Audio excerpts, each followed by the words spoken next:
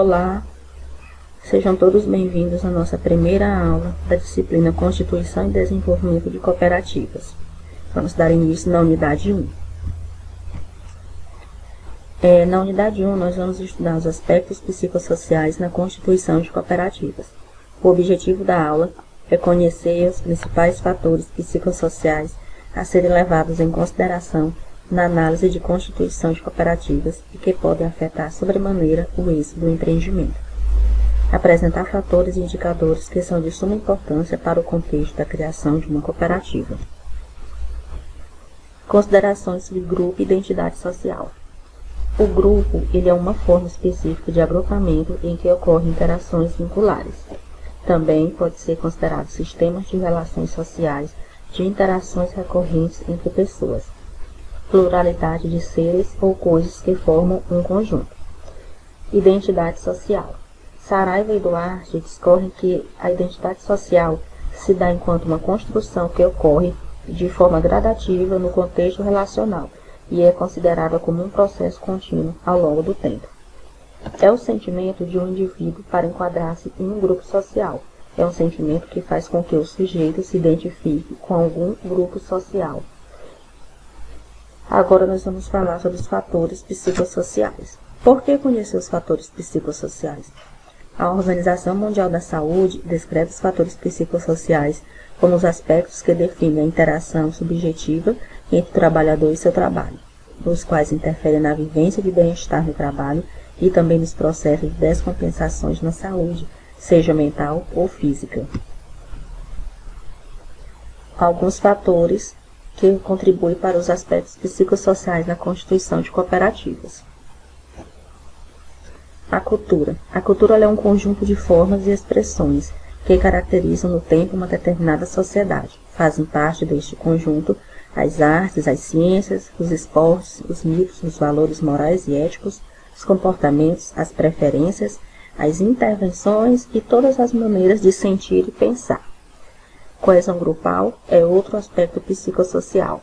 A coesão ela é resultante de todas as forças que atuam sobre os membros a fim de que eles permaneçam do grupo. A coesão é um dos elementos mais importantes para entender como se forma um grupo. É um processo dinâmico com o objetivo de favorecer a união de um grupo para o alcance de objetivos. A atração mútua entre os membros do grupo e sua motivação em permanecer no mesmo. Outros fatores psicossociais são o investimento dos sócios, que é imprescindível que os sócios invistam algo seu, como bens, capital ou trabalho na cooperativa, gerando um ambiente de comprometimento organizacional. Caso contrário, dificilmente este comprometimento será sustentável ao longo do tempo.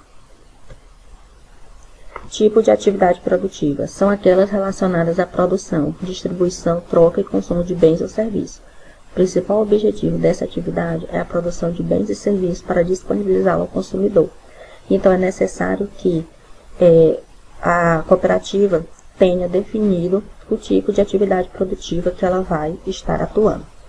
Liderança nas cooperativas. A liderança ela surge através das interações dos membros de um grupo, nas quais os participantes percebem um determinado indivíduo como sendo aquele que mais contribui para a realização dos objetivos coletivos. Existem diversos tipos de liderança. Tem a liderança criativa, tem a liderança colaborativa, comportamental, compartilhada. Também existem as habilidades do líder, né? Esse líder ele precisa ter habilidade. Algumas habilidades são inspirar e comandar um grupo de pessoas a fim de atingir objetivos. Como características, também tem capacidade de inspirar, ele é flexível, ele é proativo, o líder ele assume risco, o líder ele ouve a opinião do grupo com o qual ele trabalha. O nível de renda dos sócios é outro fator psicossocial, levado em consideração dentro das cooperativas. Reunir pessoas com níveis de renda bastante diversos em uma mesma cooperativa, principalmente por ocasião de sua fundação, pode ser uma fonte de conflitos importante. Ou seja, ao mesmo tempo que é um fator psicossocial, também é um fator que gera conflitos. Isso porque quando pessoas com níveis diferentes podem estar socializando o mesmo ambiente, elas tendem a ter um conflito por exemplo, pelo grau de instrução que uma pessoa tem em relação à outra. Nível de escolaridade dos cooperados também é outro fator psicossocial. Ele tende a se apropriar da cooperativa, o que acaba por gerar um afastamento de uma menor participação dos associados com menor grau de escolaridade. Esse também pode ser um fator considerado conflituoso. Participação nas assembleias é outro aspecto psicossocial. A reunião de pessoas que têm algum interesse comum com a finalidade de discutir e deliberar sobre temas determinados é a participação nas assembleias. Esse é um momento importante, onde todos podem ter voz e voto na hora de discutir assuntos que são pertinentes aos trabalhos realizados na cooperativa. Socialização organizacional também é outra maneira pelo qual as experiências de aprendizagem de pessoas que assumem novos cargos, status ou papéis na organização são estruturados por outras pessoas dentro da organização. Lembrando que esses são alguns dos aspectos psicossociais. Na apostila base de vocês terão disponíveis outros materiais.